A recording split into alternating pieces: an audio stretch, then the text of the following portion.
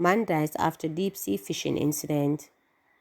A fisherman is now deceased after he developed difficulties breathing while deep-sea fishing in Pedro Cave, St. Elizabeth on Wednesday, June 5th. The deceased is 26-year-old Crofton Ewers of Bluefields, Westmoreland. Reports are that about 4 p.m., Crofton and a group of men went deep-sea fishing, after which he had difficulty breathing. It is alleged that he received medical assistance on the cave and was subsequently taken to hospital where he was pronounced dead. Police are now probing the incident. A post-mortem is to be conducted. Police charge man who allegedly stoned woman in argument.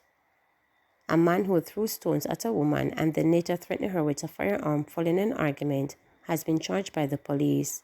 Charged with assault at common law and possession of prohibited weapon is 26-year-old Ocean Thomas, otherwise called Smiley, a laborer of 3rd Street, Trenchtown in Kingston.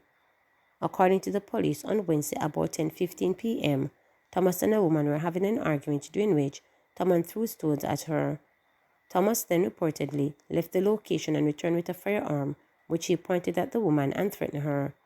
The police said the woman ran and alerted officers, who later arrived at the location and apprehended him. Thomas was subsequently charged. His court date is being arranged. 4 charged in Manchester bar robbery case. 4 men who allegedly robbed a bar in Manchester on Monday, March 20, have been charged with robbery, aggravation, and possession of a prohibited weapon.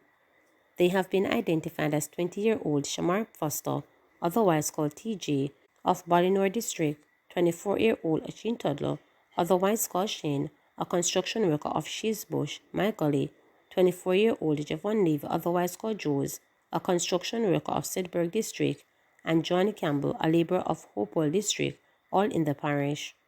Reports are that about 9:15 p.m., the complainants were at a bar when all 4 men pounced upon them brandishing firearms. It is alleged that the men then robbed the complainants of their cell phones and an undetermined sum of cash from poker boxes inside the establishment before escaping in the area. A report was made to the police and an investigation launched. The men were subsequently arrested and charged after they were positively identified during an identification parade. They are scheduled to appear before the Mandeville Parish Court on Wednesday, June 12. Watchman allegedly steals $76,500 from Institute he guards. A watchman who allegedly stole $76,500 from the establishment he works and has access to has been charged with housebreaking and larceny. He has been identified as 25-year-old Omar Walker, otherwise called Luke, of Bullitt Street District, Old Harbour in St. Catherine. It is alleged that Walker used keys to open the door to the lobby of an institution in Brayton Portsmouth in St. Catherine and stole cash amounting to $76,500. He reportedly left by way of entry. The incident happened sometime between Wednesday, May 22nd and Monday, May 27. The police said Walker was apprehended and was subsequently charged after an interview on Wednesday, June 5th.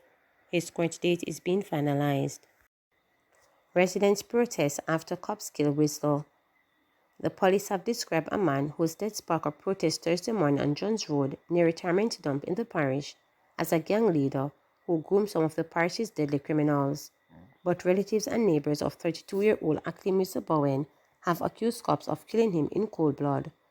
They put his time of death near midnight on Wednesday, and from about 6 a.m. Thursday, the protesting residents used scrap metals and debris from the dump to litter the unpaved road that runs through their community. A contingent of cops was at the scene speaking with residents shortly after 10 a.m., but Councillor Michael Through, People's National Party Division, Grangeville, expressed concern that there have been no official word on what happened to Bowen, a father of 4. We are here protesting for persons to come and hear our voice. Indicom has not been here as yet. Nobody comes because this is a ghetto, Mr. Throop said to reporters. Bowen's sister, who declined to provide her name, said he was at home when the police came to check if he was obeying his curfew as stipulated by the court in relation to gun charge. She said at Bowen's request, her mother provided his report book, the police checked it and left. By my mother go back inside of the house and drive off. The next jeep, a black jeep, come up. Bowen come at the window and him say, "Bossy, me there man." Them run them in the yard same way. No time after that we hear the shot them. When we run out at the jeep that we see going down the road, she said. A video provided by a resident showed what happened to the police carrying a body from the direction of Bowen's house towards the road.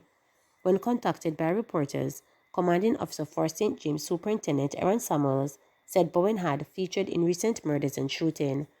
According to the police, Bowen is the leader of the Dump Gang, which is heavily involved in lottery scamming and is known to have an arsenal of prohibited weapons under his control.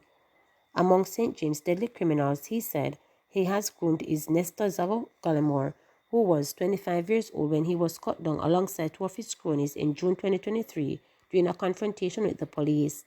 Gallimore had the reputation of being one of the most ruthless killers in St. James. The police have described his mentor Bowen as his cronies as gun for hire. This business takes them across the borders to neighboring parishes. They have also been carrying out shootings for gangs within St. James, such as Tucker Street Gang, Big Yard Gang, and the Canterbury West Side Crocs, stated the police. According to the police, Whistler played a pivotal role in the daily running of the retirement dump, so he is both hated and loved within the space. Testy exchange between KD Knight and detective. A detective sergeant and King's Counsel, KD Knight, engaged in a testy exchange in court on Thursday after the veteran attorney questioned the cop's investigative competence. The drama unfolded during the coroner's inquest into the death of Mandeville businessman Jason Neal in 2018. Would you agree that the investigation was done by an incompetent sergeant? Knight, who is representing Neal's father, asked Detective Sergeant Pat Wallace. I wouldn't agree with anything you say, sir, the detective responded, apparently angered by the question. Would you agree that you are a truthful witness? Knight subsequently asked the detective. Wallace repeated his previous response. I wouldn't agree with anything you say, sir. Neal, a proprietor in Neal's Auto on Ward Avenue in Mandeville, was found shot in the bathroom of his house on Julie Drive in the upscale community of Ingleside. Police reports are that on December 4, 2018, about 7 a.m., Neal's then pregnant wife heard an explosion, and when she went to investigate, he was allegedly seen on the floor with his live firearm beside him. He was pronounced dead at hospital. Knight, in questioning the detective sergeant, sought to find out if he had ascertained whether Neal was right-handed or left-handed, and if he had inquired if there were any surveillance cameras at the Ingleside home. Wallace said he had asked Neal's friends and relatives if he was right-handed or left-handed. He also responded no, sir, to Knight's question regarding surveillance cameras. Knight also questioned Wallace as to why he requested hand swab from only Neal and his widow and not the other relatives who had reportedly arrived at the scene.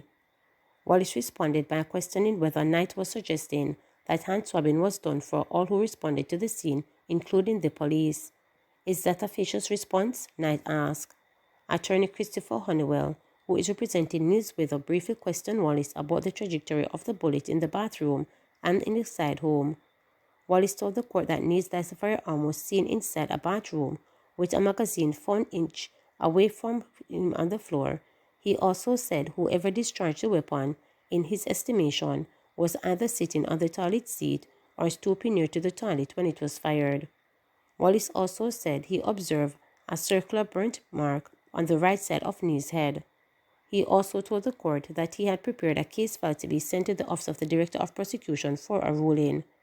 A 9mm Glock pistol, 18 9mm rounds, Neal's identifications including his driver's license, tax registration number, firearm user's license, and firearm certificate were presented at exhibits.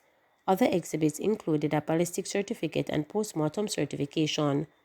The clerk of court disclosed that the CD containing photographs from the scene was not received from the police scene of crimes unit and it was not located. The inquest is set to continue on October 3rd, when it is expected that the pathologist and ballistic expert in the matter will appear in court. Please remember to subscribe, like, share, and click the notification bell for daily updates.